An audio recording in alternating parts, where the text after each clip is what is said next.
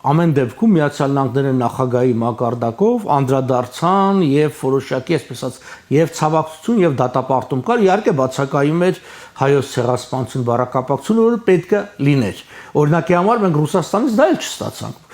Ուրեմն Թրամփի չարտասանելը շատ ավելի է քննարկվում,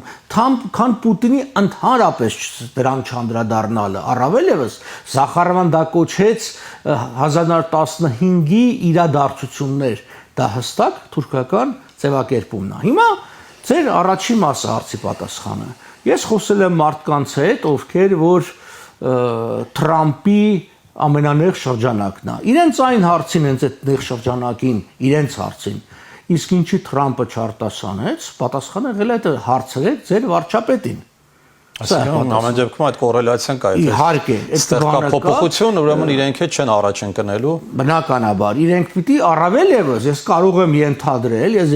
իսկ ապագայում կարող է դա հաստատվի, որ անգամ խնդրանք ա եղել։ Գիտեք, սա նոր բան չի, լինում էին նման բաներ, որ ասում են ժամանակ է կարողանում։ Մենք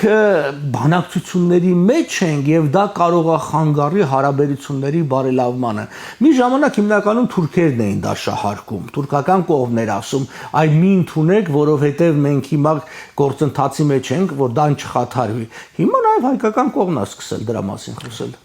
Ես Թուրքիայում էի մի քանի շաբաթ առաջ, այնտեղ հանդիպումների ժամանակ բարձրաստիճան դիվանագետներից մեկը ասաց, որ Փաշինյանի քաղաքականությունը ամբողջովին ճիշտ գնահատված չի ձեր կողմից, մեր կողմից։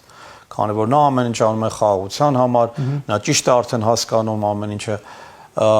Իհարկե այնպես չէ, որ իրենք Փաշինյանին կոչում են թուրքամետ կամ թուրքական, բայց համարում են, որ Փաշինյանը ավելի խորն է նայում եւ ի տարբերություն մնացած ղեկավարների ավելի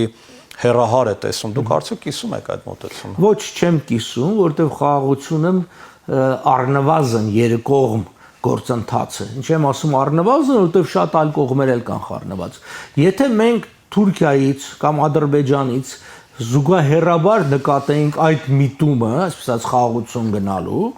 կարելի էր ասել, դե գիտեք, գործընթաց է սկսել եւ ինչ որ արդյունքներ էլ կա։ Մենք դա չենք նկատում ընդհակառակը, մենք եւ պիտենք փաստերի վրա եզրակացություն անենք։ Գիտեք, կարելի է ամեն տեսակ Նիկոլ Փաշինյանն էլ է հայտարարում, քաղաքացիական պայմանագիրներ Թուրքիա կարելի է հայտարարել, բայց փաստերը դրա մասին չեն խոսում։ Ադրբեջանի ռազմական բյուջեն այս տարի շատ ավելի մեծ է, քան ասենք նախորդ տարի եւ տարեստարի մեծացնում է։ Արդյոք դա խաղաղության ձգտող երկիր է։